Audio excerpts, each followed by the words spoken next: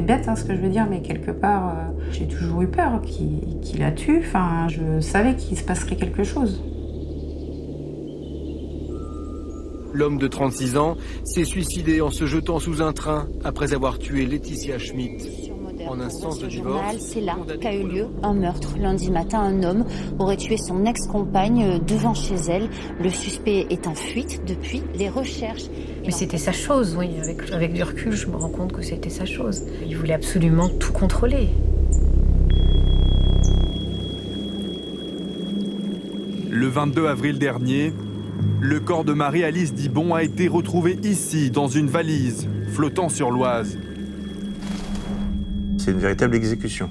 On sent l'absence totale d'hésitation. Il était déterminé, il voulait le faire, il l'a fait. Son agresseur lui porte plusieurs coups de couteau. Elle crie et tombe devant la porte. Plus d'une fois, je me suis dit ça finira mal, il la flinguera. Il l'a jeté par-dessus le mur, là, comme un paquet, ouais.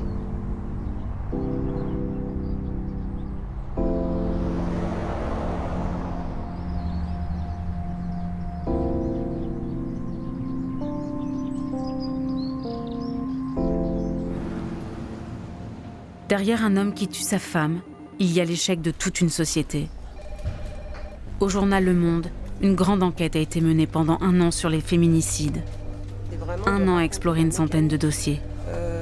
De ce qu'est un féminicide. Décrire la mécanique, des mécanismes du début à la fin. Tu vois à quel point tout le territoire est couvert. On peut prendre une série de pays comme ça, on tue des femmes parce qu'elles sont femmes en France. C'est la pointe émergée d'un continuum qui nous englobe tous. Ça, il y a une résistance. Ouais, ce qu'on disait du coup avec Faucinière, mais... C'est le premier papier que les gens vont lire. On est dans une démonstration éditorialisée, très forte, très engagée.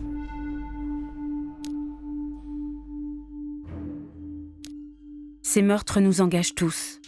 Nous, la famille, les amis, nous, les forces de l'ordre, nous, les travailleurs sociaux, nous, les magistrats. Nous, la société tout entière. Ils nous rappellent que nous ne sommes pas égaux.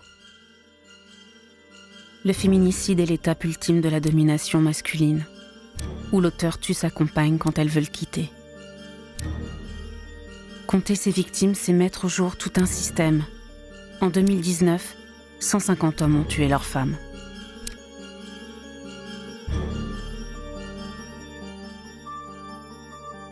Ce film raconte 5 histoires de meurtres, portées par le même schéma criminel et précédées des mêmes signaux.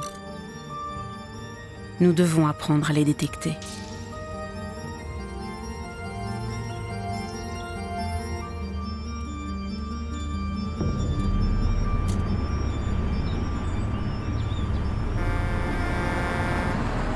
Le féminicide n'est provoqué ni par l'amour, ni par la folie.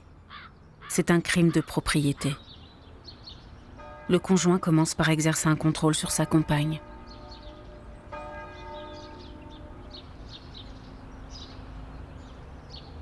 Depuis le début, je le sentais mal. D'ailleurs, je l'ai confié à plusieurs de mes collègues en me disant je sais pas, je sens mal cette histoire. Après, peut-être que j'ai eu un pressentiment. Je sais pas comment l'expliquer, le cas de Laetitia m'a peut-être plus touchée qu'un autre cas.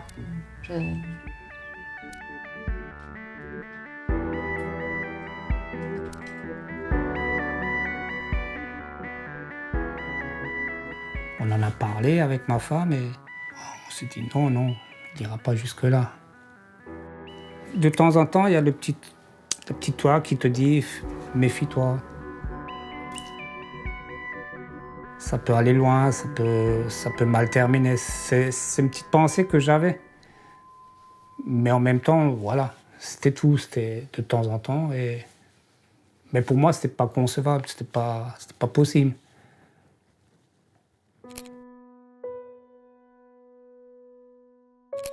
Dans le fond, l'histoire de Julien Griffon et de Laetitia Schmidt, c'est celle d'un garçon qui a la chance de rencontrer Laetitia Schmidt, qui à l'époque est décrite par tout le monde comme quelqu'un de très solaire, de très heureuse de vivre. Et en fait, il va consacrer 18 ans à faire en sorte de la garder et surtout de l'empêcher de partir. Quand un homme prend possession d'une femme jusqu'au plus profond de son intimité, l'entourage s'en aperçoit toujours.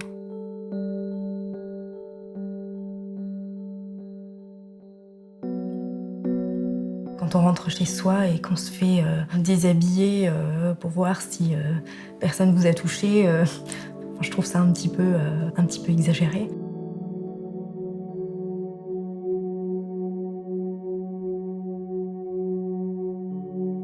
Quand on regarde le sac, on fouille pour voir s'il n'y a rien dedans, ou quand on fouille le téléphone, pour moi c'est un contrôle permanent. Je sais qu'elle lui imprimait même, elle avait dans son précédent emploi, en fait, elle était amenée des fois à être en réunion, elle lui imprimait la preuve qu'il y avait ce jour-là une réunion à tel endroit, en fait. Elle a été prise pour un poste qui s'était libéré dans la société où je travaille, dans notre service. Tous les trajets, c'était au téléphone avec lui, en fait. Et elle devait raccrocher une fois dans le bureau. Et à ce moment-là, elle a posé son sac par terre.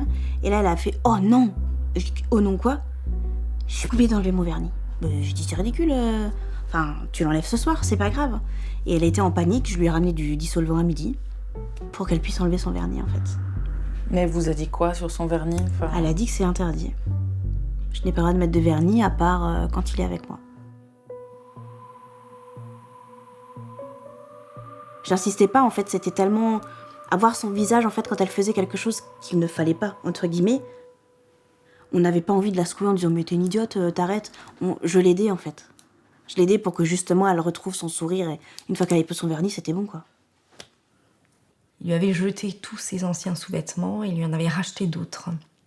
Des sous-vêtements là, tout moches, tout couleur peau. Enfin voilà. C'était du col roulé jusqu'en bas aux chaussures en fait. Il fallait que toutes les parties de son corps soient cachées. C'était sa manière à lui de garder une constante emprise sur elle. Le contrôle est le meilleur indicateur de risque de féminicide. C'est ce qu'ont démontré plusieurs études. L'agresseur s'immisce dans les choix élémentaires de sa compagne, son apparence, ses relations sociales, pour ne lui laisser plus aucun espace de liberté. L'étape suivante, ce sont les coups.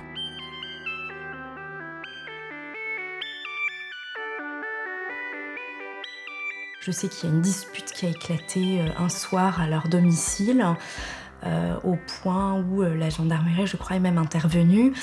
Et en fait, il avait tout cassé dans l'appartement parce que, je crois, c'était en lien avec un collègue. Elle discutait en fait avec son collègue et je crois que ça a explosé à cause de ça. Elle m'a raconté un événement qui m'a énormément marqué, c'est qu'ils étaient partis chercher du McDo pour toute la famille en fait. Et il s'est énervé. Il l'a pris par les cheveux derrière, il lui a arraché les cheveux quand même. Faut le faire, enfin on s'arrache un cheveu, on a mal, lui il lui a arraché tous les cheveux derrière. Et il l'a pris contre lui pour l'étrangler. Moi je l'ai vu le jour d'après, donc maquillée, cachée un peu, mais bon, elle avait des bleus un peu sur tout le corps, elle avait toute une touffe de cheveux arrachés, il y avait le cuir chevelu à nu. À un moment donné, elle a essayé de sortir, il roulait en voiture sur une route toute droite et il l'étranglait, elle avait les pieds dehors en fait, la portière ouverte. Et elle a pris des coups, elle avait des hématomes partout, quoi. Dans 90% des féminicides, il y a des antécédents de violence, de contrôle ou de traque. Le 28 août 2017, il y a un événement déterminant, c'est que Laetitia va téléphoner à sa famille. Elle explique que Julien l'a frappée, qu'elle va mal et qu'il faut la conduire aux urgences. C'est la première fois qu'elle se confie, c'est la première fois qu'elle parle des coups à quelqu'un. À l'hôpital, elle va inventer une fiction qui est celle d'une agression dans la rue par un inconnu, même si personne n'y croit. Les médecins sont pas dupes et la lecture du rapport est assez éprouvante parce qu'on comprend que Julien Griffon s'est acharné et on se demande si, en réalité, il n'a pas tenté de la tuer. Ecchymose violacée, 4 cm de diamètre au coude droit, 4 cm de diamètre au pli du coude gauche, 3 cm de diamètre à la face interne du 7 cm de diamètre à la face externe, 3 cm de diamètre du pôle gauche. Visage, 6 cm de diamètre, 10 cm de long sur 7 cm de large à la région temporale, 10 cm de long sur toute la région mandibulaire gauche.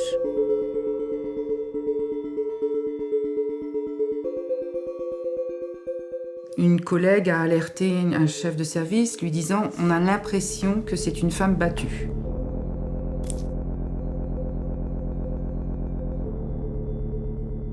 On s'est dit, on va convoquer Laetitia et on verra si elle est prête à nous parler. Et à la question, mais comment allez-vous? Il semblerait que vous ayez des problèmes de couple, mais non, qui vous a dit ça? Elle était extrêmement sur la défensive, dans le déni complet. Elle veut même pas se déshabiller alors que bon, il faisait chaud dans mon bureau, elle garde sa doudoune, vraiment presque pressée d'en finir, mais que me voulez-vous? Qu'est-ce que je peux faire? Et puis non, vous ne pouvez pas critiquer mon mari, ça fait 18 ans que je suis mariée avec lui, tout va bien. Après le premier entretien avec la DRH, Laetitia Schmitt disparaît à nouveau quelques semaines. Les arrêts maladie se multiplient. Donc on sent bien qu'elle continue de s'isoler. La DRH sent que la situation se dégrade et elle décide de la convoquer pour un deuxième entretien. Et c'est un entretien qui va être plus musclé. Et quand elle est arrivée, c'est vrai que j'y suis allée cash en lui disant « Laetitia, je sais que vous êtes une femme battue. Peut-être que finalement, vous êtes consciente que vous en avez plus pour longtemps vu votre état, parce qu'en un mois, elle avait dépéri, c'était une catastrophe. Elle avait le teint tout gris, des cernes jusqu'au milieu des joues. Elle était maigre, c'était une horreur.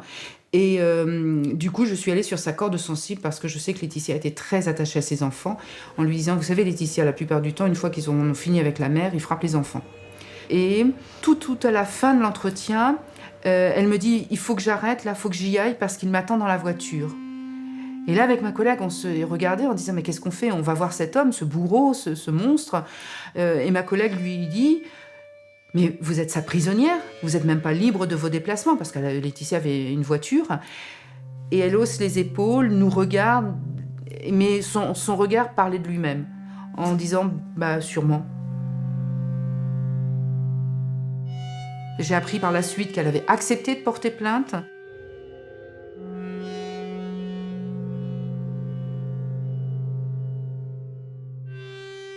Elle dépose plainte pour des violences et des menaces de mort. Donc le lendemain de la plainte, j'ai pris l'audition de son fils qui me disait, et là je pense que n'importe qui, n'importe quel humain, qu'il soit gendarme ou qu'il soit... Voilà, il ne peut pas rester insensible par rapport à ses paroles d'enfant. Il me disait que tous les soirs, avant de se coucher, il essayait de toutes ses forces de rester réveillé le plus longtemps possible pour empêcher que papa fasse du mal à maman. Après la plainte, Julien Griffon a l'interdiction formelle d'approcher Laetitia Schmitt. Il n'a plus le droit d'aller dans leur quartier, dans leur commune. Il perd l'autorité parentale. Elle a conscience que Julien Griffon est libre, qu'il est à l'extérieur et qu'il peut surgir n'importe quand. C'est comme savoir qu'un tueur à gages qui doit vous éliminer circule librement en ville. Elle est vraiment dans cette peur-là pendant plusieurs mois. Et du côté de Julien Griffon, c'est l'obsession. Il pense à Laetitia Schmitt, il parle de Laetitia Schmitt.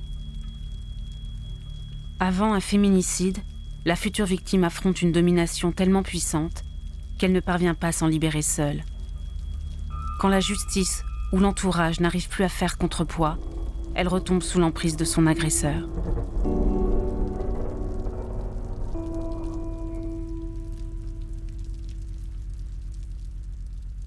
Un jour, je lui avais envoyé un texto et je lui ai dit « Tu m'as pas répondu Elle m'a dit « Non, j'étais au téléphone avec Julien. » « Comment ça, t'étais au téléphone avec Julien C'est quoi cette blague ?»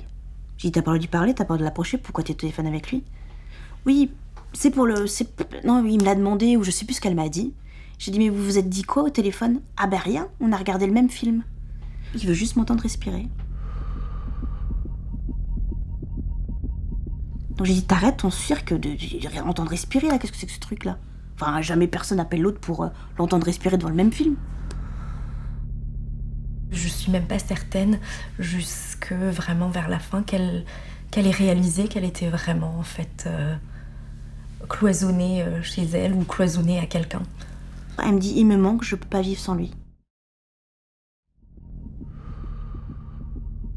Et j'ai dit, sache une chose, c'est que je veux que tu me promettes que la prochaine fois que je te vois, c'est pas entre quatre planches.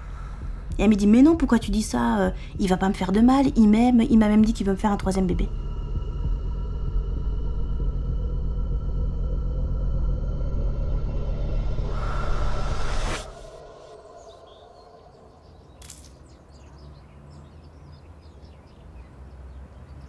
Ce que je crois savoir, c'est que le divorce allait être prononcé le lendemain et qu'en même temps, c'était l'anniversaire de Laetitia et c'était l'anniversaire de mariage le lendemain. Tout ça le même jour.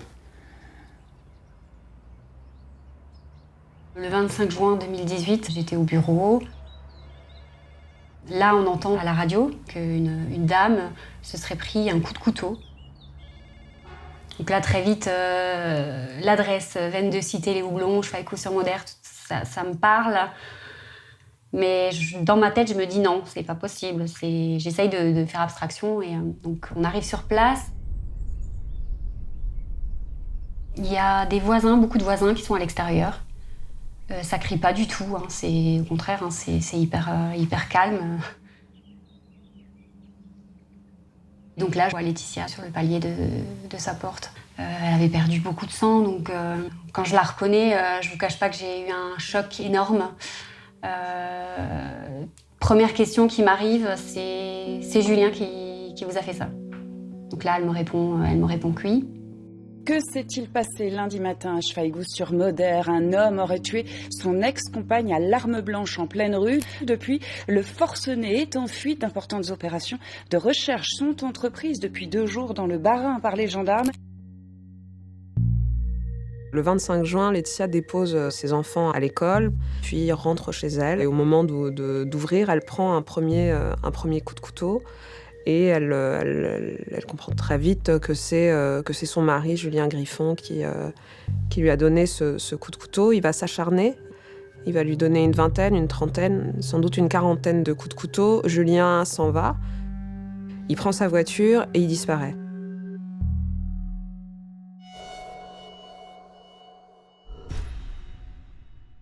Au bout de ces 3 jours de cavale, on retrouve un corps. C'est un homme d'une trentaine d'années qui s'est suicidé en se jetant sous un train. Et au bout de quelques heures, on découvre que c'est Julien Griffon. On va découvrir très vite que Julien Griffon a passé la nuit dans le débarras au fond de la cour, à quelques mètres de Laetitia Schmitt et de leurs enfants.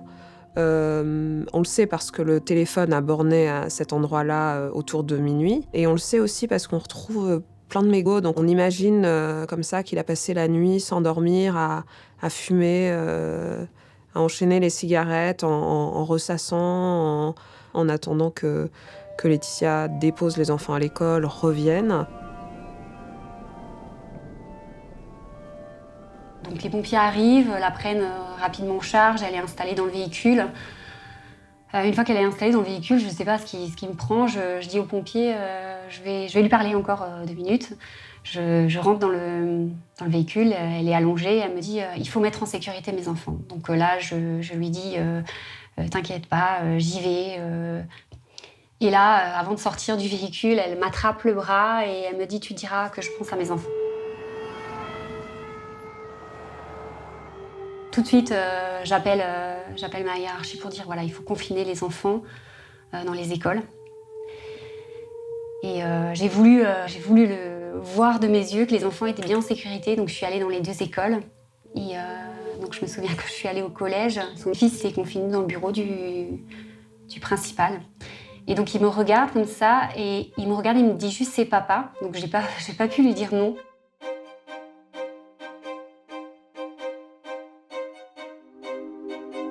C'est ma mère qui m'a prévenue. C'est sa cousine qui m'a appelée. Elle me demande où je suis, avec qui. Je me dis mais pourquoi elle me demande ça? Et quand j'ai vu le prénom, j'ai dit... ma collègue me dit ça sonne. Non, je décroche pas, je lui ai dit. Pourquoi tu décroches pas ton téléphone? Parce que c'est la cousine de Laetitia. Et là elle me dit il faut que je te dise que Julien a tué Laetitia. Mais tu décroches pas quand c'est sa cousine? Non, parce que je sais ce qu'elle va me dire. Elle me dit, mais il faut que tu décroches. Non, j'ai pas envie de décrocher. Et là, c'est... On réalise pas, en fait. On fait les choses parce qu'il faut les faire, parce qu'on les... Voilà, on descend le chien parce qu'il faut descendre le chien. On va se coucher parce qu'il faut bien dormir à un moment donné. On mange parce qu'il faut manger quelque chose, mais on n'est pas là. Enfin, moi, j'étais pas... J'arrivais pas à penser, c'était pas... Je le savais, je l'avais dit, je l'avais crié, et c'est arrivé.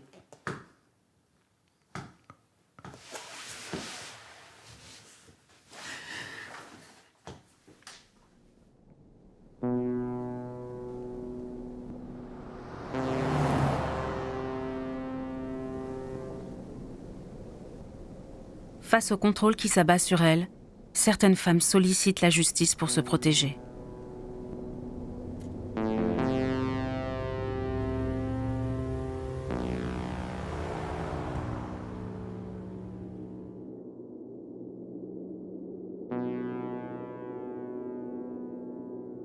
Mais les autorités peuvent mal évaluer des situations critiques, comme si elles ne réalisaient pas que les victimes de violences sont en danger lorsqu'elles quittent leur conjoint.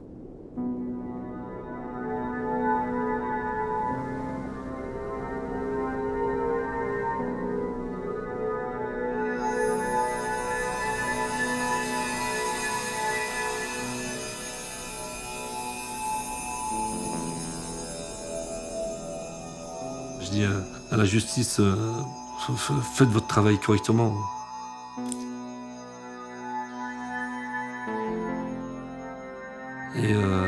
Et si vous continuez comme ça va... Il y aura encore d'autres femmes qui vont mourir, et voilà, ça va jamais s'arrêter. Donc voilà, à la justice, arrêtez ce massacre. Il y a plus de 130 femmes qui sont mortes en 2019. On va où? On va où, là? Vas-y, continuez. Voilà, allez, on va tuer des femmes normales, allez, c'est pas grave. C'est la fête au village, c'est pas grave. On tue des femmes, on s'en fout, c'est pas grave. Ça me fout les boules, ça.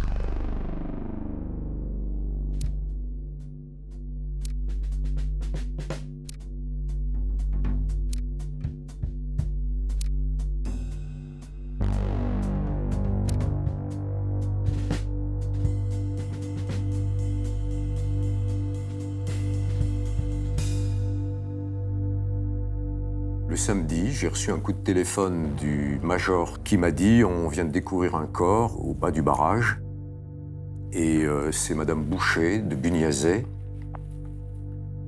Et je suis allé avec les gendarmes et on a vu Monsieur Dimec, donc Ludovic Dimec. Et le gendarme, le major, lui a dit qu'on avait retrouvé le corps de sa femme. Et là, il a paru choqué, il s'est même mis à trembler. On pouvait penser que le choc était violent et qu'il apprenait la mort de sa compagne.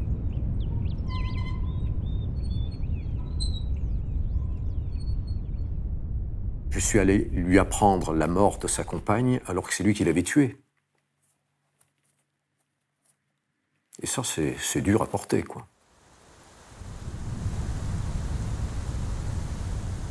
C'est ma sœur Lucia qui m'a appelée.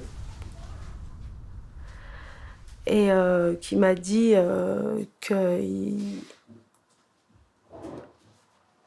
d'abord, j'ai entendu qu'elle pleurait. Et j'ai dit quoi, mais qu'est-ce qu'il y a? Et elle m'a dit Alice, Sylvia, elle est morte. Sylvia, elle est morte. Ils l'ont retrouvée, elle est morte, elle est en bas. Ils l'ont retrouvée au pied du barrage.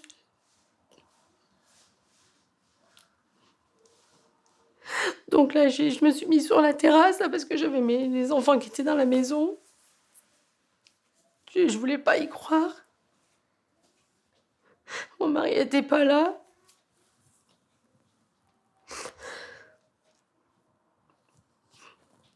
J'avais les voisins qui étaient en face. J'essayais de pas crier, mais je pouvais pas m'empêcher.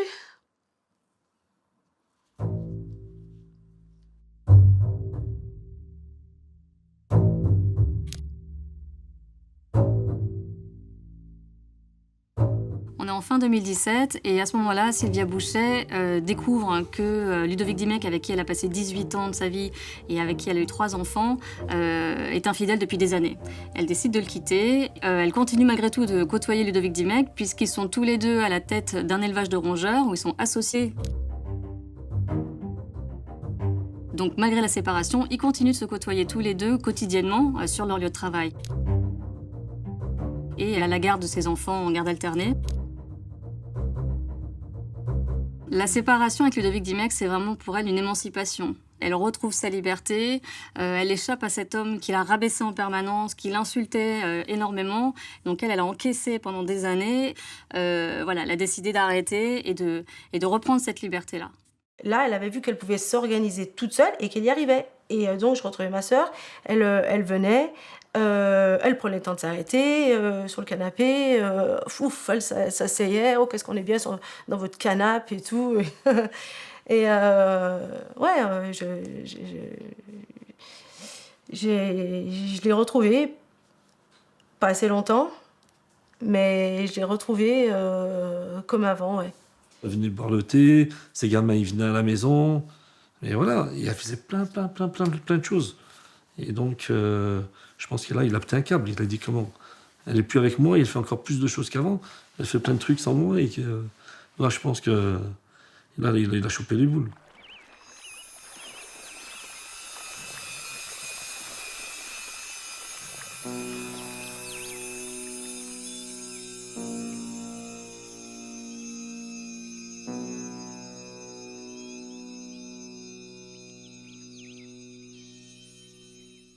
Il y a un épisode de violence important en juillet 2018 où c'est un vrai tournant puisque Sylvia Bouchet vient au domicile où elle habitait auparavant avec Ludovic Dimec pour récupérer une piscine qui lui appartient. Et puis surgit Ludovic Dimec qui est en furie et qui a une serpette à la main. Il pète un câble et il se met à lacérer la piscine en hurlant, en la menaçant. Il y a les enfants qui crient, qui ont peur. Tu veux la piscine? Tu veux la piscine? Et je ne sais pas si elle lui avait dit qu'elle allait venir, mais il avait un couteau à la main. Et il lui a dit, regarde la piscine, ce que j'en fais. Et crac, et crac. La piscine en petits morceaux.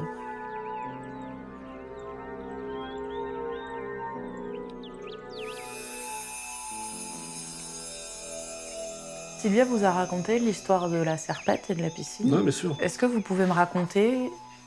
On a commencé à faire une barbeque et je lui dis Sylvia, tu peux me donner le couteau? Je vais couper les merguez et tout. Elle va dans la cuisine, elle prend un couteau, un grand couteau comme ça. Et moi, j'étais vers la télé, là. Et elle me dit, elle arrive vers le couteau, elle me dit Azine, tu veux que je te fais voir comme il m'a fait, Ludo? Mais je dis ouais, si tu veux, ouais, vas-y, fais-moi voir. Elle prend le couteau, elle m'a poussé, elle me met le couteau comme ça, mais vraiment à côté de vers ma gorge, hein.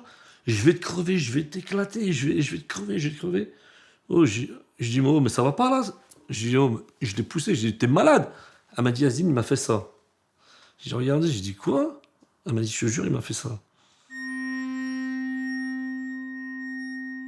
Et j'ai dit à Ludovic, là, qu'est-ce que t'as fait avec le couteau, là? J'ai dit, t'es malade? Mais non, Asdine, j'ai pris juste le couteau, j'ai juste fait ça. J'ai éclaté la piscine. Mais à aucun moment, non, c'était juste des... Je dis non, parce que moi, elle me dit non, Asdine. Mais vu que c'est un bon parleur, et je dis peut-être Sylvia l'abuse, peut-être il a raison aussi.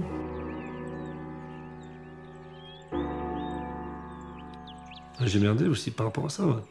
Parce que j'aurais dû plus la défendre. Plus la défendre, la pauvre. Quand je vois cette petite femme, et je me dis, putain... Donc là, je me mets à sa place, hein. Je suppose qu'elle a eu super peur. Elle a décidé, donc après, de porter plainte. Mes enfants hurlaient, et j'ai pu voir la haine dans ses yeux. J'avais peur qu'il me donne un coup de serpette. J'ai pris la fuite avec mes enfants et nous nous sommes rendus immédiatement à la brigade de gendarmerie d'Issingeaux.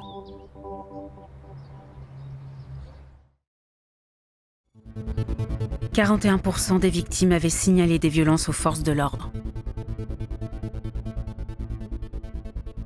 À l'issue de l'audition par les gendarmes, ils décident de ne pas lui donner de mesures de protection particulières.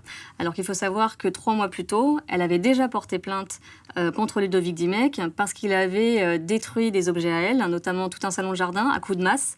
Ludovic Dimec, lui, va se voir proposer une composition pénale. C'est-à-dire qu'à la différence d'une comparution immédiate où il va y avoir un juge, ce sera très solennel, ce sera public et où vont être désignés l'agresseur, la victime, etc. La composition pénale, c'est lui qui va se retrouver face à un délégué du procureur dans une petite pièce qui va lui expliquer que voilà, c'est pas bien ce qu'il a fait. Là, en l'occurrence, Ludovic Dimec doit verser 1 400 € à sa compagne et effectuer un stage de responsabilisation qui permet de prévenir les violences conjugales. La composition pénale, c'est la justice, mais au rabais.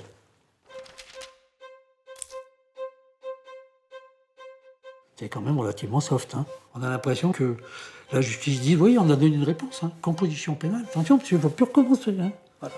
Bon, tiens les oreilles, mais c'est pas suffisant.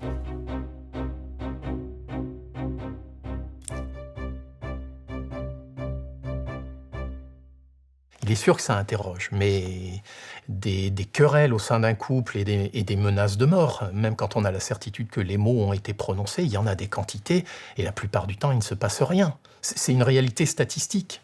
Et on passe effectivement notre vie professionnelle, policier, gendarme, magistrat, à mettre dans des cases. Ça, c'est très grave, c'est le tribunal. Ça, c'est très, très grave, c'est la cour d'assises. Ça, c'est pas grave du tout, c'est le rappel à la loi. Ça, c'est moyennement grave.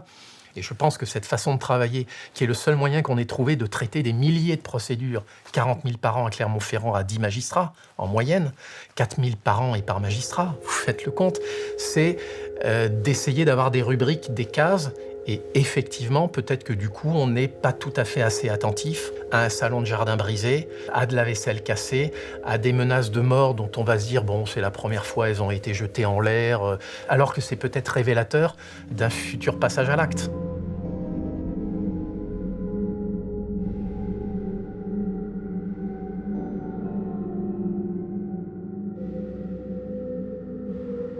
Je crois que de s'être retrouvé tout de suite après en présence de celle qui est à l'origine de sa comparution, ça peut être quelque chose d'assez insoutenable, je pense, hein, à ce moment-là.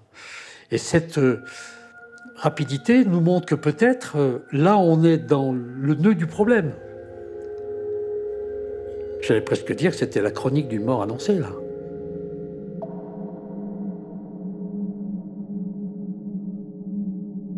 Ludovic Dimec sort du tribunal, il est très énervé et il va se rendre sur l'élevage des rongeurs où il retrouve Sylvia qui est là et il y a une violente dispute qui éclate. Il lui met un coup de poing et elle tombe, elle s'assomme et elle perd connaissance. Et il se dit qu'il faut peut-être l'emmener à l'hôpital et en fait il va charger le corps dans son fourgon. Et au lieu de l'emmener à l'hôpital, il va aller sur le barrage où il va la précipiter dans le vide.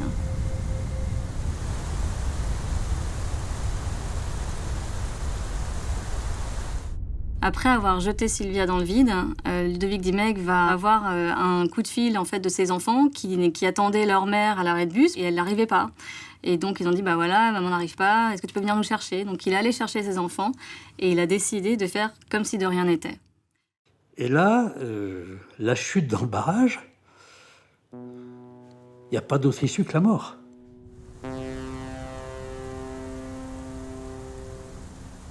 C'est le point définitif et radical à sa colère, sans doute, et puis à sa volonté de l'éliminer. C'est comme si on lui avait tiré une balle de 9 mm dans la tête, quoi. Ce barrage, quand on se penche, c'est mais horrible. La paroi, l'immensité de la paroi qu'il y a. Moi, quand j'ai regardé ça, j'ai pensé à ma sœur et je me suis dit, mais elle a fait une chute de... Mais ça a l'air infini, quoi, ce mur. C'est comme ça, comme s'il avait tué son petit chien? Il aurait peut-être été plus... Et encore, quelqu'un qui tue un chien, il pleure. Il l'a jeté par-dessus le mur, là, comme un paquet, ouais. C'est vraiment pour faire d'elle juste une chose, ouais, se débarrasser d'une chose, ouais.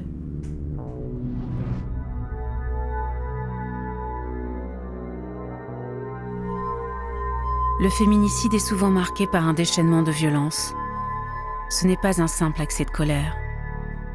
Les victimes sont poignardées plusieurs dizaines de fois, brûlées, parfois vives, abattues à bout portant, noyées, précipitées dans le vide. En un mot, anéanties.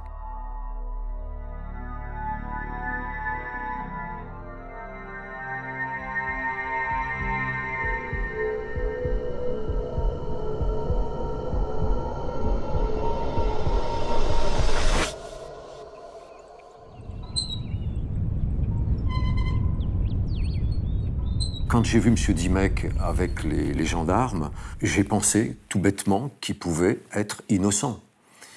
Il s'est passé un mois entre le moment où Sylvia est décédée et le moment où il est passé, son ex-compagnon est passé aux aveux. Donc pendant un mois, tout était possible, même si on se rendait compte que tous les éléments l'accablaient. Le 8 décembre, il passe une audition cruciale où il va raconter finalement ce qui s'est réellement passé depuis la sortie du tribunal jusqu'au barrage. Je voulais la faire disparaître. Elle était inconsciente. Je ne l'ai pas vue morte. Question. Quelle était votre idée de la jeter du barrage ? Vous êtes-vous rendu compte qu'elle allait donc mourir ? Réponse. Oui, je me suis rendu compte. Et je pensais bien qu'elle n'allait pas survivre.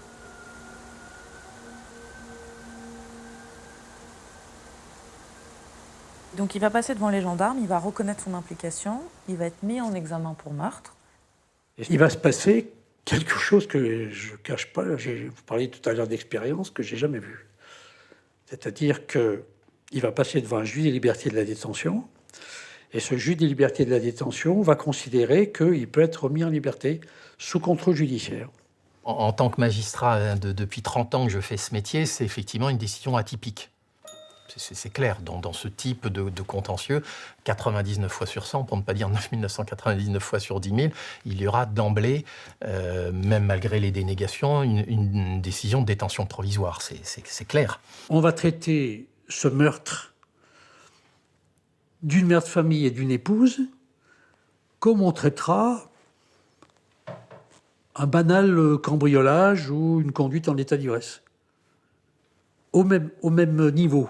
Ce qui motive la décision du juge des libertés, c'est qu'il considère que ça fait déjà un mois qu'il y a eu le meurtre de Sylvia Bouchet, que Ludovic Dimec est toujours là, qu'il est obligé de nourrir ses animaux quotidiennement sur son élevage, donc a priori le risque de fuite est écarté. Vous pouvez bien rester chez vous, M. Dimec. Vous occupez de vos animaux.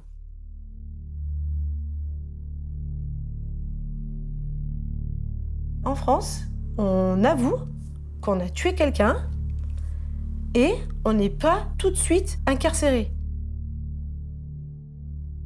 Et comment le juge des libertés et de la détention peut remettre cette personne en liberté ? Là, pour nous, ça a été incompréhensible.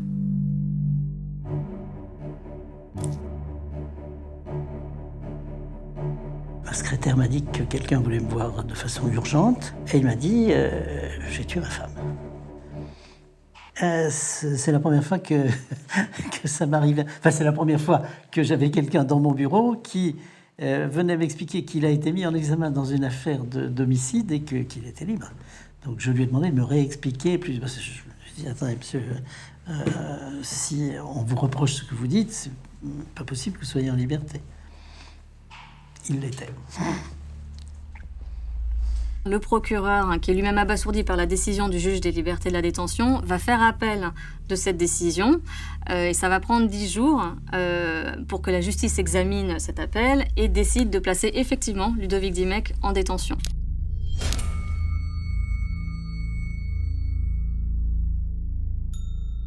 Ça serait quoi pour vous le mobile des faits? Alors, il faut savoir qu'aujourd'hui, Ludovic Dimec conteste avoir volontairement donné la mort à... Le mobile, il est revenu sur cette version. Sa version, c'est qu'il y a eu une altercation entre eux sur le barrage, que lui-même, comme il l'avait dit aussi un certain nombre de choses, lui a dit qu'il allait sauter, qu'ils se seraient empoignés l'un l'autre et qu'à ce moment-là, elle serait tombée.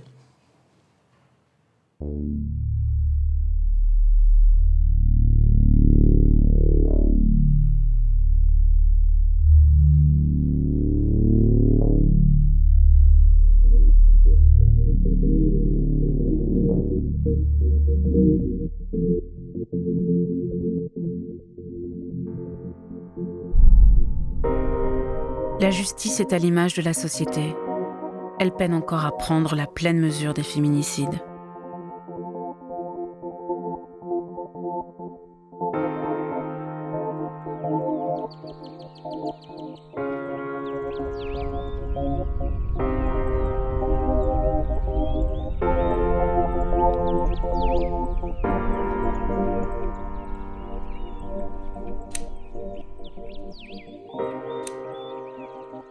Sylvia, quand elle est née, on avait déjà 2 filles.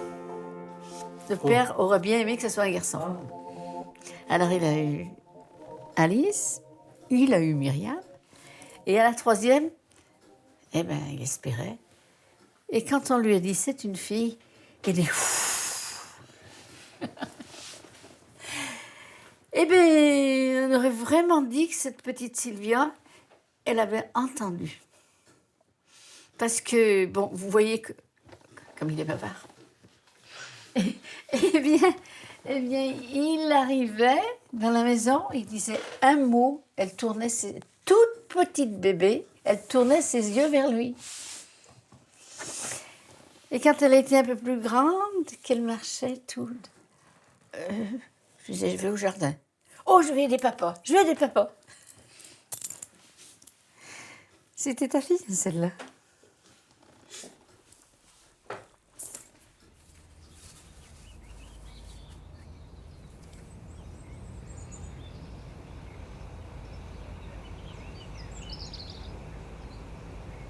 Les forces de l'ordre ont un rôle majeur pour briser l'engrenage du féminicide. Si elles n'entendent pas les alertes des victimes, cela devient alors difficile d'arrêter l'agresseur.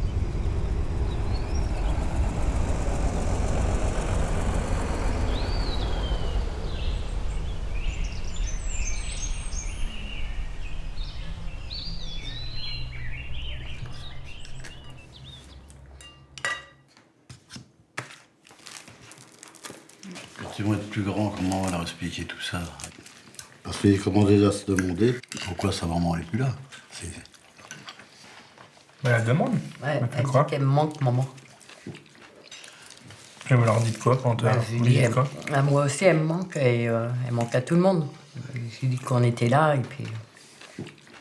C'est vrai que quand tu entends des gendarmes qui te disent on est tous responsables, c'est d'abord eux parce que si. Mais s'ils avaient fait leur enquête avant, qu'ils aient interrogé les personnes qui ont déposé, c'est-à-dire les proches, voisins, ça, ils se seraient peut-être aperçus qu'il était dangereux. J'ai l'impression qu'il est toujours passé à travers des mailles du filet, quoi. Avec les outils qu'ils ont maintenant, ça devrait aller très vite pour régler les problèmes. Avant, ils avaient juste le papier, le crayon, le téléphone. Maintenant, ils ont ce qu'il faut, quoi. C'est vrai. Ah, ils sont peut-être comme moi, ils savent pas ça d'un ordinateur. Si on peut déjà pas s'appuyer sur eux. J'ai plus confiance en tout ça. J'avais déjà pas bien confiance avant.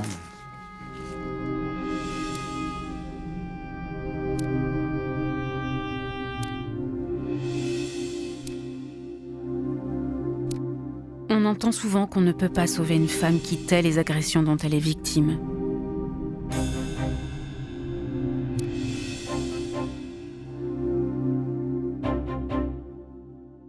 Mais quand ces femmes parlent, elles ne sont pas toujours crues par les gendarmes ou les policiers. J'ai eu un message sur mon téléphone, fais vite, d'Hélène. Je lui réponds quoi? Elle me dit, il va me tuer. Et après, plus rien.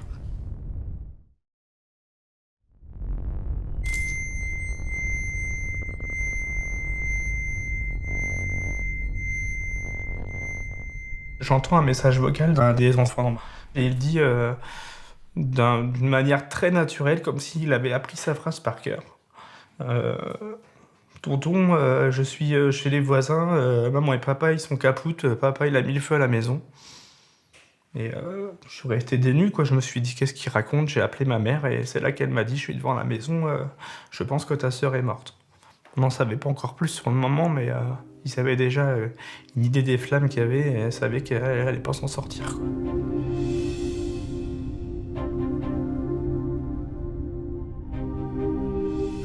Ça sent... enfin, c'est presque irrespirable, c'est... Des curieux qui vont s'arrêter plus loin pour venir à pied regarder ce qui se passe, des journalistes qui arrivent tout de suite. Et quand j'ai vu la fumée, j'ai compris. Je suis arrivé avec les gendarmes. Bon, ils m'ont éjecté parce que je voulais rentrer dans la maison.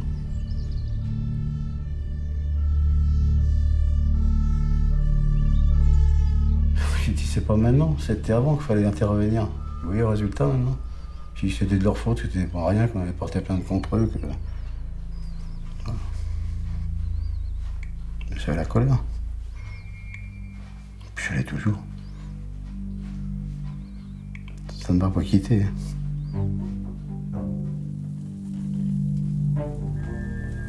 Dans le procès-verbal de constatation, on peut lire: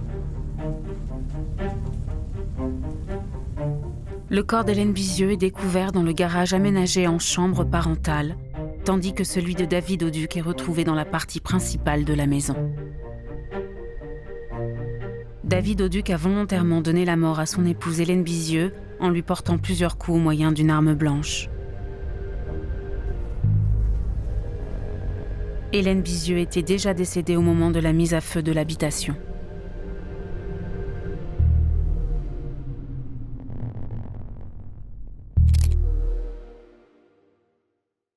Hélène Bizieux et David Auduc se rencontrent en 2004. Ils travaillent tous les deux dans une même usine qui est située à la Ferté-Bernard dans la Sarthe. Ils sont tous les deux ouvriers. Elle a exercé pas mal de boulot auparavant dans différentes boîtes de la région. Et lui, il vient de Rouen, où il a travaillé également ici et là. Voilà, il formule à ce moment-là le souhait de s'installer ensemble. Et très vite, les choses vont prendre une tournure inattendue. Il essaye très clairement de la rabaisser, de prendre le dessus sur elle. Petit à petit, on ne voulait même plus avoir de réunion de famille avec lui. Déjà, pour être en face de lui, il n'y a personne qui voulait se mettre en face de lui parce qu'il se centrait sur la personne et c'était ça. C'était toute la soirée. Alors... Si c'était elle qui discutait, il fallait qu'il lui coupe la parole. Si c'était l'inverse, par inadvertance, c'était ferme-la, c'est moi qui cause. Voilà, c'était comme ça qu'il fonctionnait.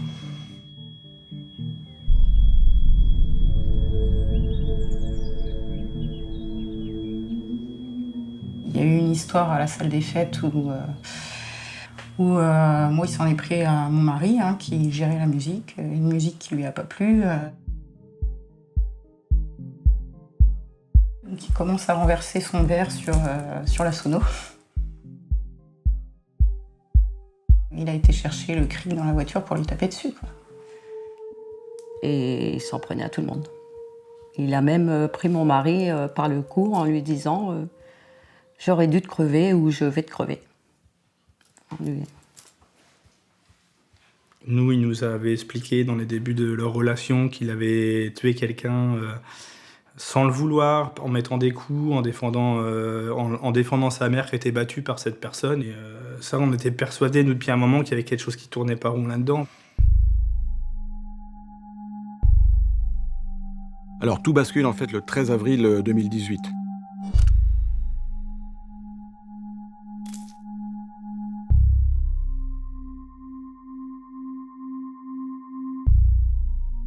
Hélène rentre du travail et elle constate un grand désordre dans la maison. Donc elle s'en prend à son mari, la discussion s'envenime très rapidement, et David lui assène un coup de pied dans la cuisse. Il a à ce moment-là des chaussures de sécurité, donc on peut supposer que ça lui fait vraiment mal.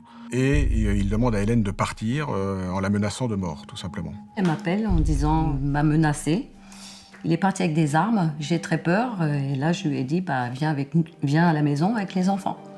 Le lendemain, elle décide, pour la première fois, de se prendre en main en quelque sorte, et d'aller porter plainte à la gendarmerie de Connery. Il m'a attrapée et m'a mise à la porte en me portant un coup de pied à la cuisse, en me disant de ne plus rentrer à la maison. Je précise qu'il avait des chaussures de sécurité aux pieds. Question. Votre mari est-il connu de la justice ? Réponse. Oui, pour des faits de violence. Je sais qu'il a fait quelque chose de grave quand il était plus jeune, car il a fait 8 ans de prison. À l'époque, je n'étais pas avec lui.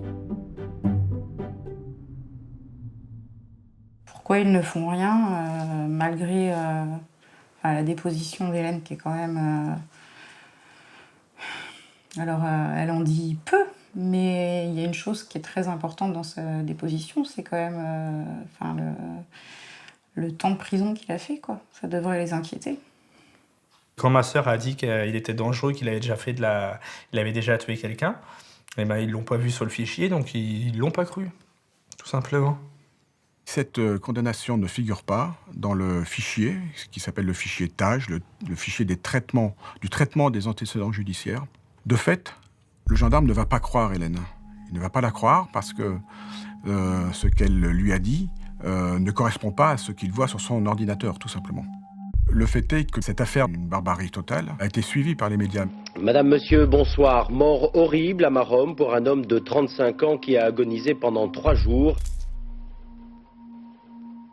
Vers 22h30, un jeune membre de la famille se présente à l'appartement. Jean-Philippe Brière est violemment frappé avec une arme blanche ou un objet tranchant. Il succombe à ses blessures 3 jours plus tard, la veille de Noël. Le jeune homme, connu des services de la police, est sans domicile fixe.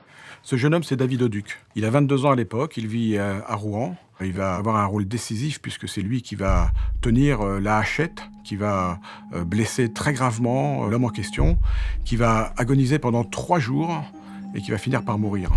Le procès a lieu 3 ans plus tard à Rouen, à la cour d'assises. L'avocat général dira « David Oduc est un garçon intelligent, mais inquiétant. Il présente une extrême dangerosité. » Verdict, 11 ans de réclusion pour l'auteur des coups. Cette affaire ressemble à un loupé magistral, puisque comment peut-on imaginer que ces faits qui remontent aux années 1990, qui ont été jugés, aient pu échapper comme ça aux autorités, aussi simplement.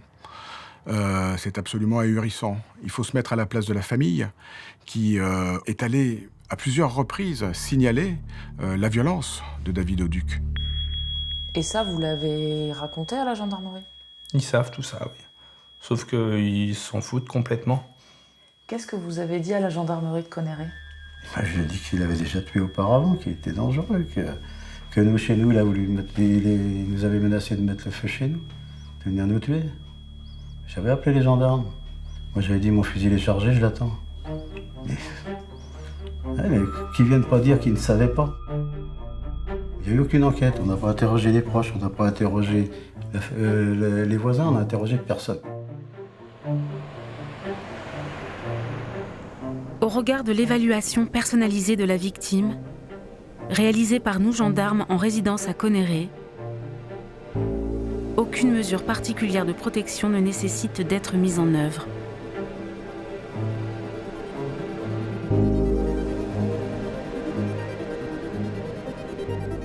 Dans les dossiers de féminicide, 30% des auteurs avaient déjà été condamnés pour des faits de violence.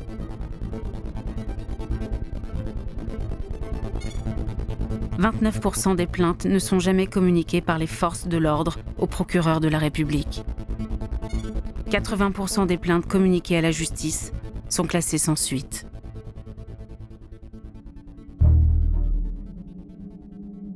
Quand les autorités n'ont pas réussi à empêcher le meurtre, la tristesse des familles laisse place à la défiance.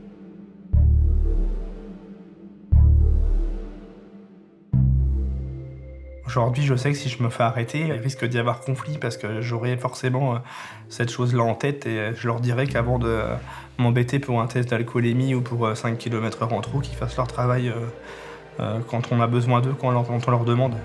Voilà.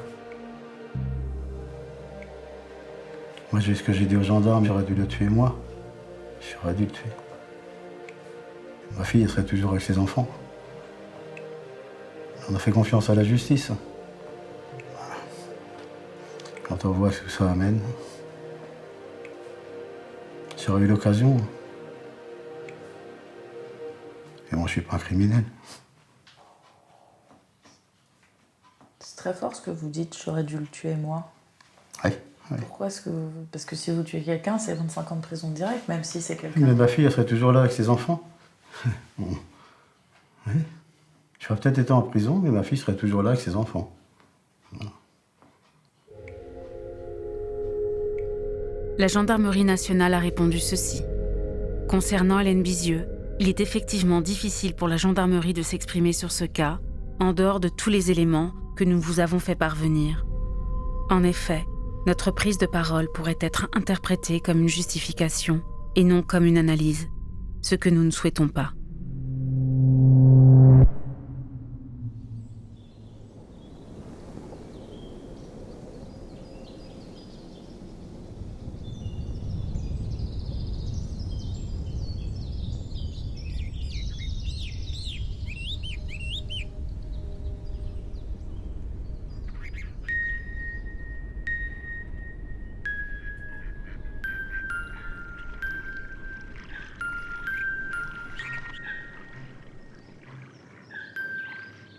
Une femme prisonnière d'une relation toxique peut être en danger de mort, même en l'absence de violence physique.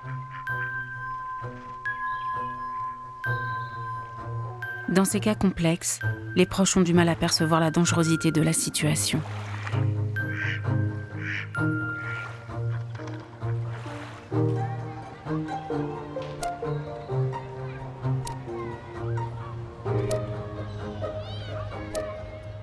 Marie-Alice, elle est morte au mois d'avril et elle était 51e.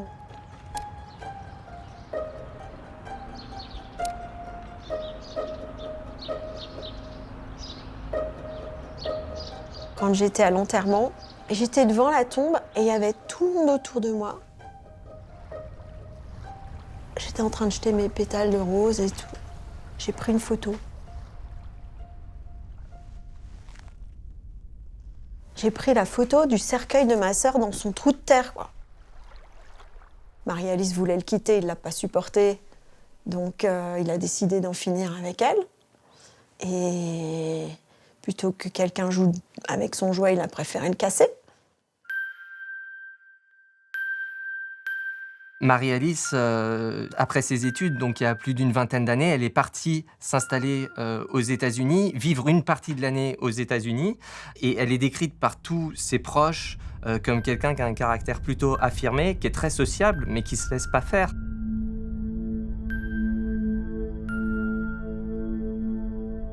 C'est hyper étrange, on arrive dans une maison où on sait qu'elle ne viendra plus jamais. Et on se rend compte qu'en fait, elle l'a quittée en pensant qu'elle allait revenir dans un mois, quoi. Vous trouvez ses petites chaussures de randonnée, ses chaussons, ses affaires sur son bureau. C'est comme quand on visite Pompéi. Les gens, ils ont été figés dans leur attitude de vie.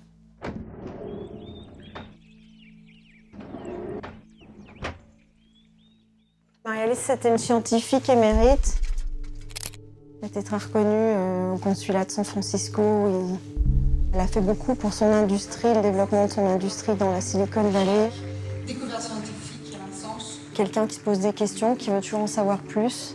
Parce qu'elle nous donne une nouvelle lecture du monde qui nous entoure. Et vous allez voir que ces trois découvertes, technologies, on est vraiment à la frontière entre les deux, ont un effet extraordinaire sur nos esprits.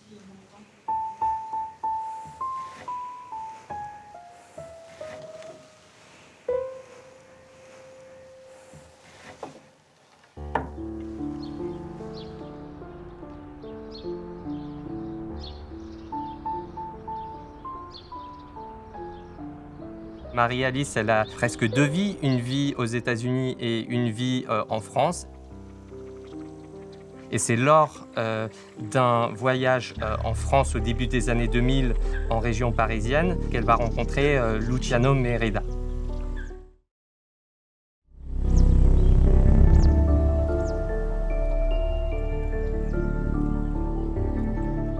Luciano, c'est un homme d'origine italienne qui a une dizaine d'années de plus qu'elle.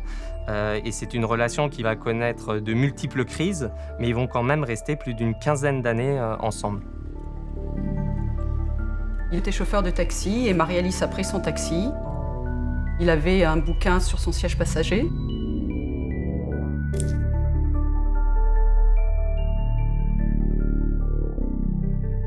Marie-Alice était quelqu'un qui aimait beaucoup lire, donc le fait qu'il puisse avoir ce centre d'intérêt commun, il a dû lui parler du bouquin qu'il était en train de lire, enfin j'imagine.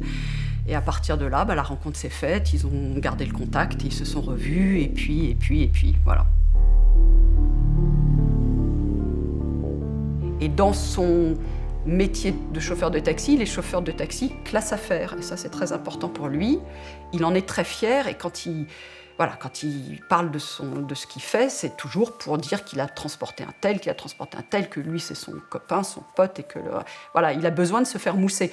Et Marie-Alice, elle lui apporte cette mousse, quelque chose de plus grand, plus beau, plus glamour, plus... Il vit un peu par procuration. Le féminicide est la dernière étape d'un rapport de prédation installé dès le début de la relation. Derrière le vernis romantique, l'agresseur détecte et exploite les failles de la victime, qui, elle, confond cela avec de l'amour. La relation abusive se déploie, insidieusement, sans parfois même que la victime ne s'en aperçoive.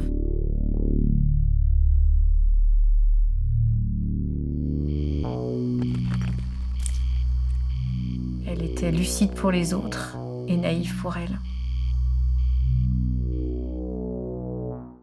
Je l'ai vécu parce qu'elle m'a mis en garde dans une relation où elle a eu très peur pour moi. Elle m'a harcelée jusqu'à que je quitte cet homme et que je parte de chez lui.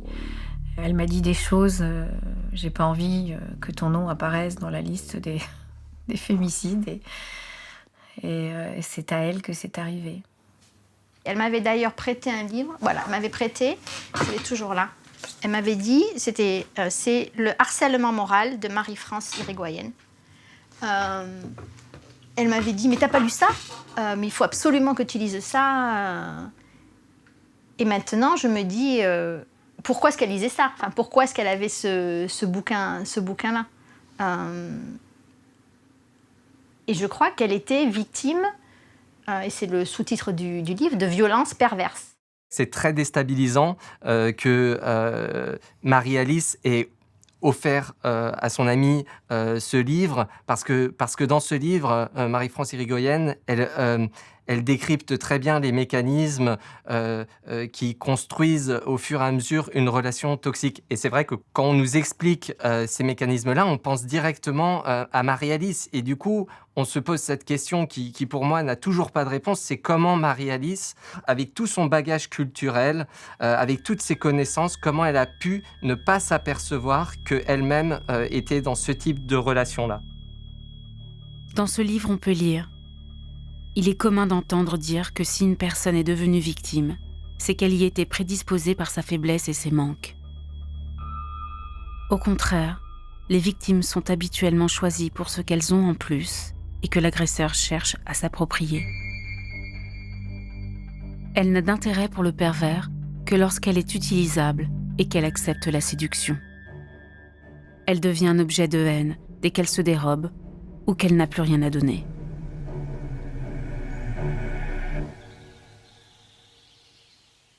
Luciano est raciste, réactionnaire, misogyne, macho.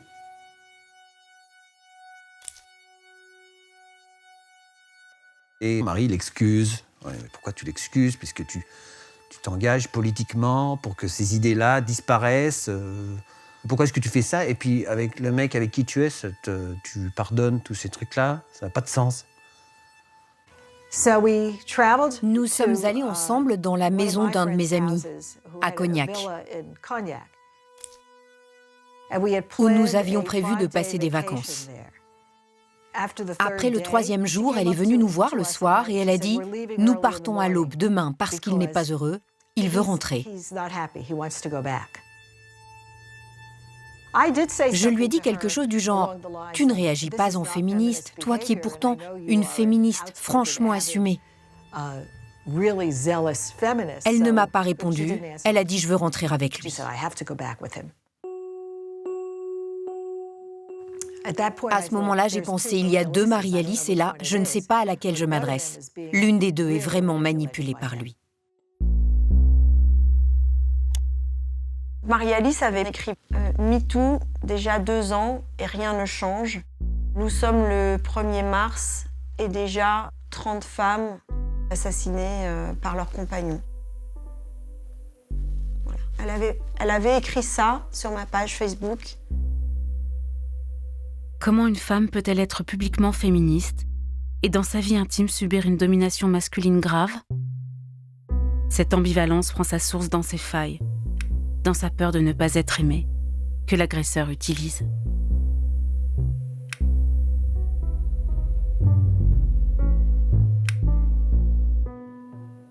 On boit tranquillement notre petit café et puis je vois Marie-Alice qui perd complètement sa contenance et qui dit « mais oh, j'ai oublié d'acheter du pain ». Et moi je suis presque amusée, quoi. Je lui dis bah, « c'est pas grave, Luciano peut en rapporter ». Ah non, mais tu te rends pas compte parce que tu sais, il aime vraiment que je lui prépare. J'achète du pain frais, je coupe des tranches, je les mets au congélateur, comme ça le lendemain il peut se faire ce petite tartine grillée. Et là, moi je suis complètement estomaquée parce que je reconnais pas ma sœur. Nos parents, ils nous ont inculqué l'autonomie, l'importance de l'autonomie, de la liberté, de faire des études pour pouvoir être des femmes libres. Il augmentait sa présence.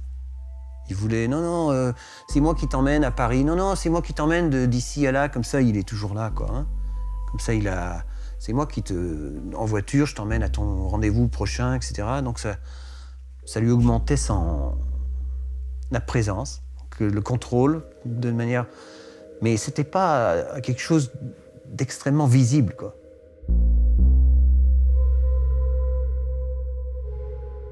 Mais je pense qu'à un moment, elle va se rendre compte que ce Luciano Merida, finalement, il est pas si exceptionnel que ça, et que au contraire, c'est quelqu'un qui lui impose une relation qui ne lui permet pas de s'épanouir. Le jour de mon anniversaire, on avait organisé une fête à la maison et Marie-Alice était invitée. C'est la dernière fois que je l'ai vue. Marie-Alice a dansé, elle était joyeuse, elle a bu. Et puis, tout d'un coup, il y a eu cet appel où elle a tout lâché. Elle est venue me voir et elle m'a dit « Luciano aimerait bien venir à la fête ».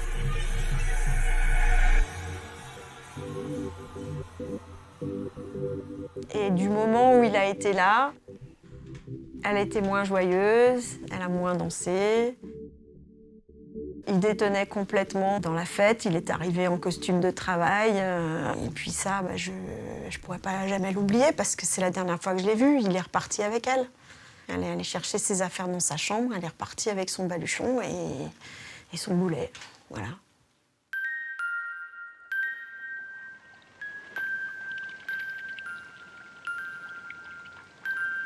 À chaque fois que Marie-Alice lui dit qu'elle veut le quitter, il va trouver des raisons pour conserver un lien à tout prix avec Marie-Alice, en lui disant qu'il va très mal et donc qu'il a besoin qu'elle s'occupe de lui. Elle dit qu'elle a peur pour lui. Elle n'a jamais dit qu'elle avait peur de lui. elle dit qu'elle a peur pour lui. Mais quelque part, ces expressions qu'elle peut avoir auprès de ses proches nous montrent qu'elle n'est pas tout à fait consciente que c'est lui peut-être qui tire les ficelles. Elle craque un peu en me disant « j'y arrive pas, c'est trop compliqué, tu comprends ?» Il me dit que sans moi, il ne peut pas vivre. Si tu me quittes, je vais arrêter de manger, je vais me laisser mourir, je me suiciderai. Elle me dit « mais tu comprends, il est là, je l'ai dans mes bras, il pleure comme un bébé, je ne peux pas le laisser comme ça. » Le chantage au suicide est un facteur de risque important de féminicide. Quand sous le coup de l'émotion, l'agresseur menace de se tuer, il est tout aussi capable de tuer l'autre. Le 22 avril dernier, le corps de Marie-Alice Dibon a été retrouvé ici, dans une valise, flottant sur l'Oise. La justice soupçonne son compagnon de l'avoir assassiné.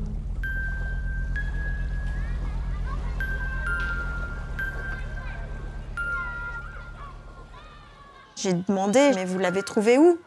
Et ils m'ont dit, on l'a trouvé dans le Val d'Oise. Et bien sûr, qu'est-ce qu'on fait tous quand on a une bribe d'information? On veut la formation complète. Et j'ai raccroché le téléphone et tout de suite j'ai cherché corps retrouvé Val d'Oise. Et je suis tombée sur cet affreux article du Parisien qui parlait du corps d'une femme retrouvée dans une valise flottant sur l'Oise. Elle était à moitié habillée, pour ne pas dire nue, jetée dans un sac, jetée dans l'eau. Enfin, je veux dire, comment on peut faire ça? Même un chien qui meurt dans une maison, on l'enterre, on l'incinère, mais on ne le jette pas dans un sac, dans une vulgaire valise, et on le jette. Quelques jours après le meurtre, Simon Mérida, qui est le fils aîné de Luciano, va se rendre chez les policiers et au commissariat, il va dire j'ai aidé mon père à faire disparaître le corps de Marie-Alice. Mon père m'a dit de venir à la maison car il avait fait une connerie. Il m'a dit qu'il y avait eu une dispute. Il m'a dit qu'il lui a donné des somnifères, qu'il a mis ça dans son jus d'orange. Il m'a dit qu'elle s'est endormie très vite et qu'il l'avait étouffée avec sa main. Mon père me dit qu'il ne peut pas envisager de se rendre, faire de la prison, qu'il faut faire disparaître le corps. On est descendu sur la berge et on a fait rouler la valise jusque dans l'eau. On a suivi du regard la valise, elle flottait, elle dérivait. On pleurait, pas à chaudes larmes, mais on a pleuré. On est resté longtemps sur le quai à attendre. Des piétons et des voitures circulaient en nombre. Il faisait chaud et beau.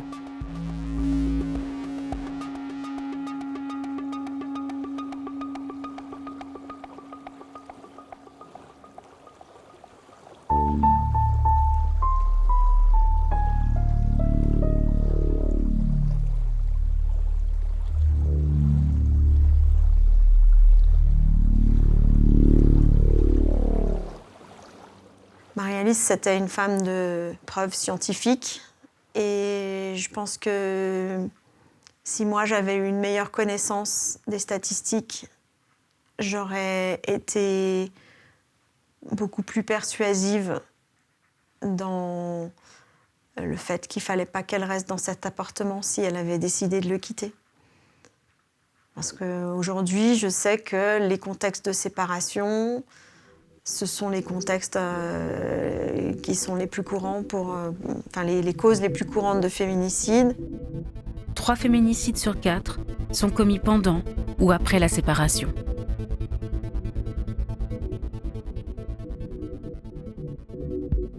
Ça, c'est un truc de testostérone. Tu peux pas me faire ça. Moi, je te fais ça en retour. Oui, c'est ça l'idée. J'ai du mal à me mettre là-dedans, mais c'est ça. Hein. L'idée, c'est, attends, tu me fais ça, tu vas voir, moi je te tue, moi. Je te donne la monnaie de ta pièce, quoi. Et qu'est-ce que vous ressentez quand vous apprenez que Luciano Mérida se suicide sur une autoroute italienne? Lorsque j'ai appris que Mérida, père, était passé sous les roues d'un camion, J'ai pensé au camionneur. Je veux dire, l'homme qui, en faisant son travail, tue quelqu'un sur la route, lui, s'il n'a pas la conscience de qui est cette personne et de pourquoi cette personne s'est retrouvée sous ses roues, c'est peut-être compliqué de continuer à faire son travail, c'est peut-être compliqué de continuer à s'endormir le soir et à se lever le matin. Lui, je ne l'ai pas retrouvé encore. Mais voilà, un jour, j'espère que je pourrai lui écrire. Je voudrais juste lui dire ce que l'homme qui est passé sous ses roues a fait.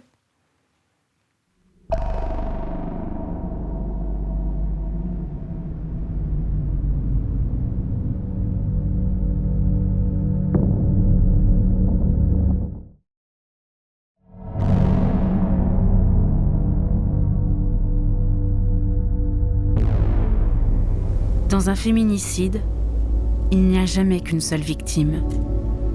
Il y a aussi ceux qui restent, qui doivent continuer à vivre, à grandir.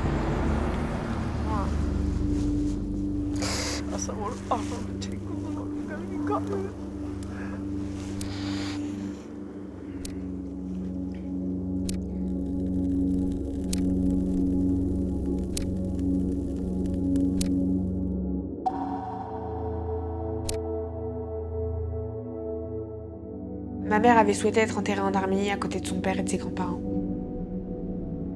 J'ai grandi à Nîmes avec mon père et ma mère. Puis après, il y a eu mon petit frère.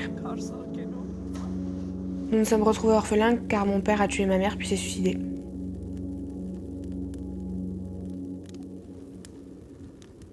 Les gendarmes nous ont expliqué que notre mère était morte. Et j'ai demandé directement où était mon père et ils ont dit qu'il était décédé aussi et qu'il s'était tiré une balle dans la tête. Et la seule chose que j'arrivais à sortir, c'était non. Je disais simplement non et je criais. C'était la seule chose que j'arrivais à faire ou dire. Je pleurais en criant et en disant non. Et mon frère pleurait en silence. Aujourd'hui, les deux enfants d'Anna, Milena et Lucas, sont retournés avec une partie de leur famille en Arménie. Et la fille d'Anna, Milena, qui a 15 ans, a décidé de témoigner dans ce documentaire pour faire vivre la mémoire de sa mère et pour que ça ne soit pas d'autres qui aient le monopole du récit sur sa mère. Elle veut avoir sa place et sa part dans ce récit-là.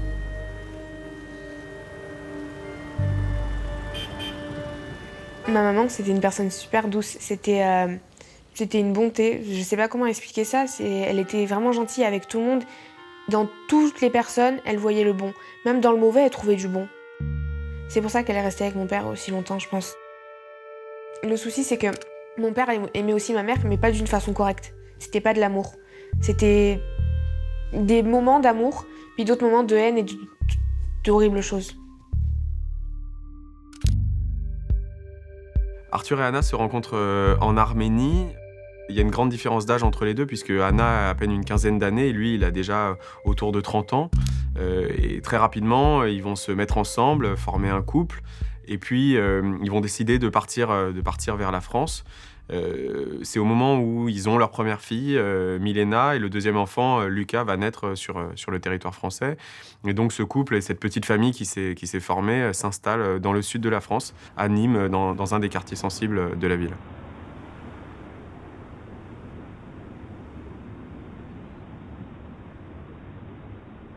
Quand il s'installe à Nîmes, Arthur a assez vite des petits boulots entre la délinquance et les choses légales, on sait pas vraiment très bien. Et assez vite, Anna s'inscrit dans un atelier d'insertion à la radio.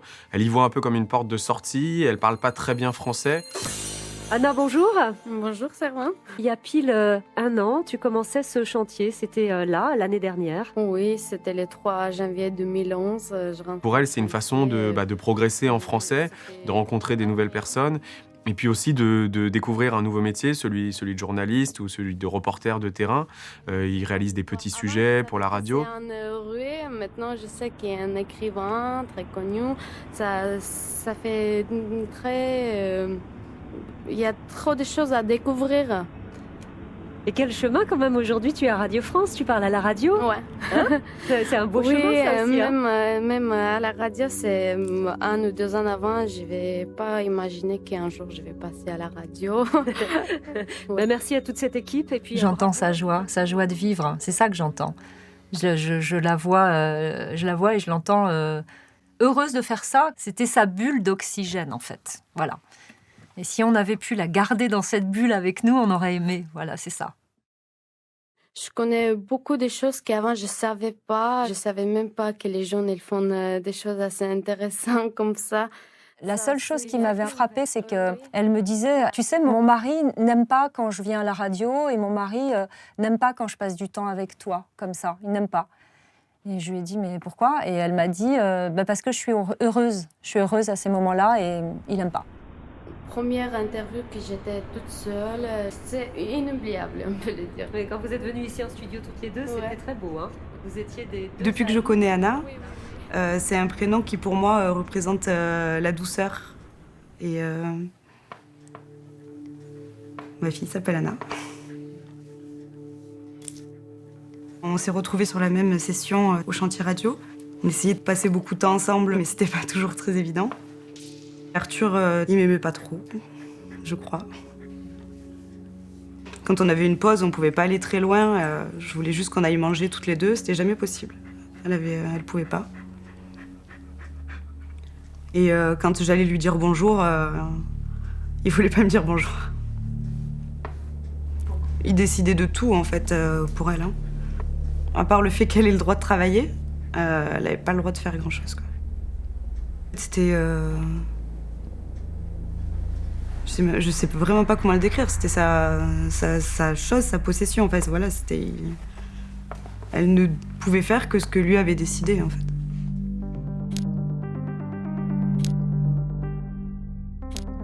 Il la frappe très régulièrement. Il exerce sur elle un contrôle social total. Il lui a déjà pris ses clés de voiture pour l'empêcher de sortir. Il contrôle les gens qu'elle voit. Il y a vraiment un tournant cet été 2017, puisque elle raconte d'un coup toute son histoire. Il y a des assistantes sociaux, il y a des psychologues qui vont l'entendre. Et toutes ces personnes-là, on arrive très vite à la conclusion que Anna est en grave danger, que ses enfants sont en grave danger, et que la seule solution, c'est l'exfiltrer de chez elle.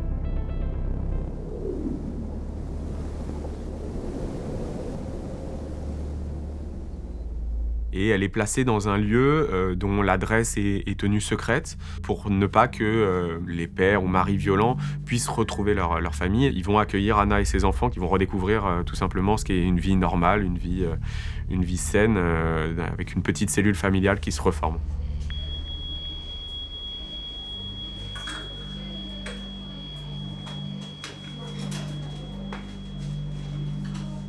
Elle était particulière, Anna, parce qu'en fait, vous auriez pas dit que c'était une femme victime de violence. C'est une femme très souriante, très avenante, et quand même, on accueille des femmes marquées. Et elle, c'est une femme qui avait une fraîcheur, qui avait gardé toute une fraîcheur. Anna, c'est une personne qui a un air très jeune. Des fois, les gens lui disaient, quand on voyait ses enfants, sa fille, on disait qui est la mère, qui est la fille.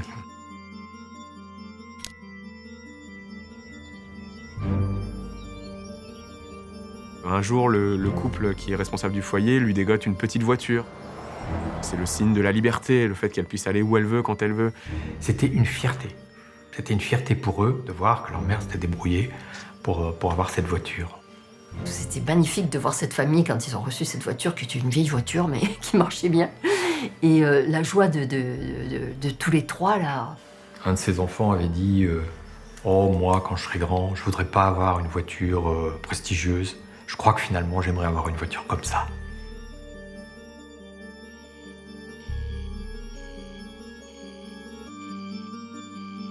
Dans le même temps, Arthur est livré à lui-même et laissé à lui-même. Pendant qu'Anna se reconstruit avec ses enfants dans ce foyer, lui, il s'enfonce de son côté à lui. Et finalement, c'est un homme dont on voit la trajectoire aujourd'hui. On voit une trajectoire qui s'enfonce vers la dépression.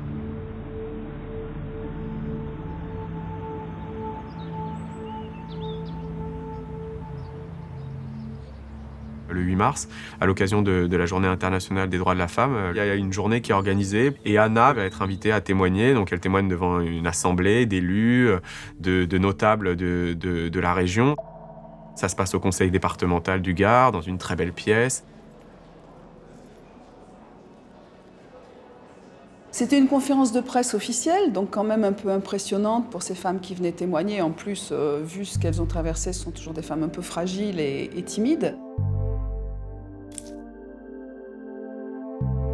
Elle s'adressait aux autres femmes victimes de violences en leur disant il faut se battre, il faut réagir, c'est possible, on peut s'en sortir. Je l'ai vécu, j'ai connu ça, mais je vous dis qu'aujourd'hui ça va et on peut retrouver goût à la vie après. Elle était sortie d'affaires, c'était plus son problème. C'est vraiment de lui dont il aurait fallu s'occuper. C'est de lui dont il aurait fallu s'occuper.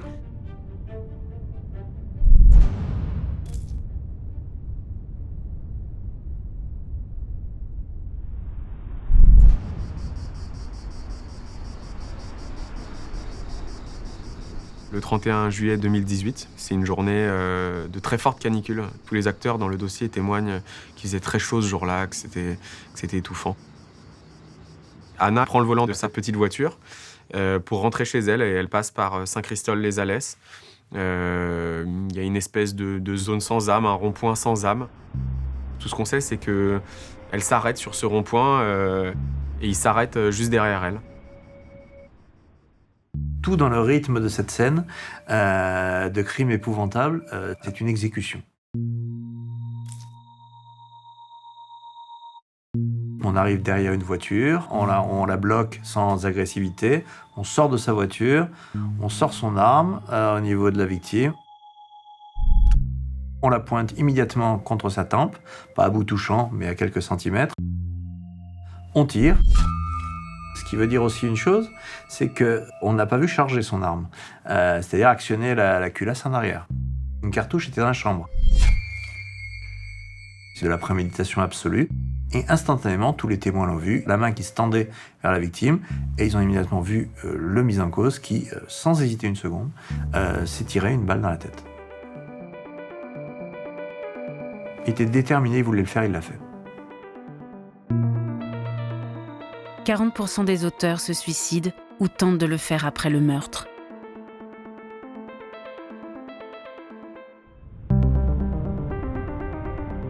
Moi, j'ai imaginé sa terreur. Je me suis dit qu'elle a vu sa mort en face. Je sais même à quoi elle a pensé à ce moment-là. Quand cet homme est arrivé avec cette arme braquée sur elle, elle a pensé à ses enfants tout de suite, en se disant qu'elle n'avait pas réussi à les protéger. Voilà, c'est ça qu'elle s'est dit.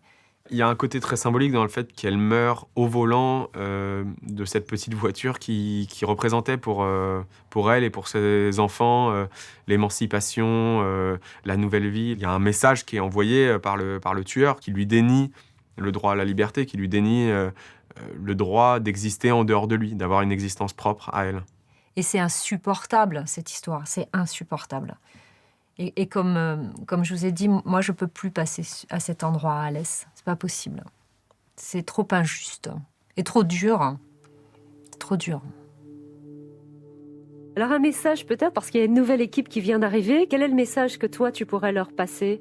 Le message, faut travailler. J'ai intégré bien, j'ai trouvé des amis, je connais déjà bien ma ville, je sais... Elle avait bénéficié de tout ce qui est possible. Et là, on se dit, si elle finit exécutée, parce que c'est le terme, par son ex-conjoint, on se sent démuni, on se dit, mais il n'y a plus d'espoir de pouvoir agir. On s'est dit, il faut prendre les choses autrement, il faut réfléchir différemment parce que là, on se trompe.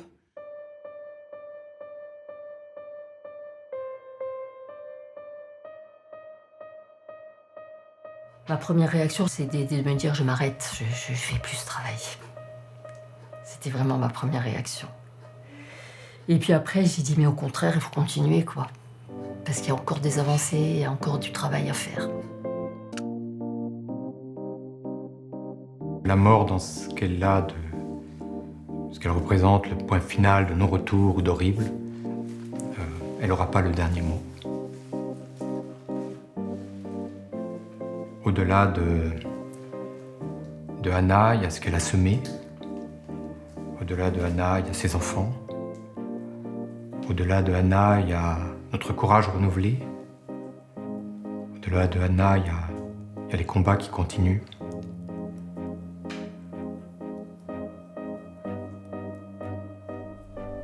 On lui dit merci.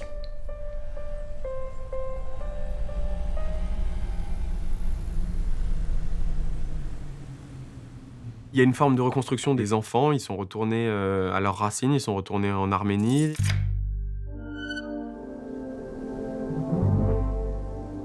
Donc pour eux, c'est leur façon de se reconnecter avec cette histoire-là. De reprendre aussi le fil de leur vie qui a été interrompu alors qu'ils étaient très jeunes.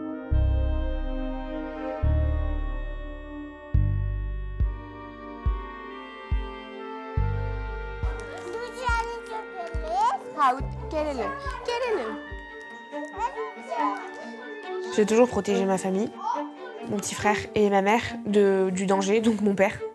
C'était compliqué pour moi parce que je suis petite et j'ai toujours été... Enfin, j'étais petite et je suis toujours petite, mais j'ai tout fait pour que ma mère s'éloigne de mon père. Parce que je savais qu'elle allait retomber dans son jeu, dans son piège et que ça allait recommencer encore et encore jusqu'à qu'un drame comme celui-ci arrive.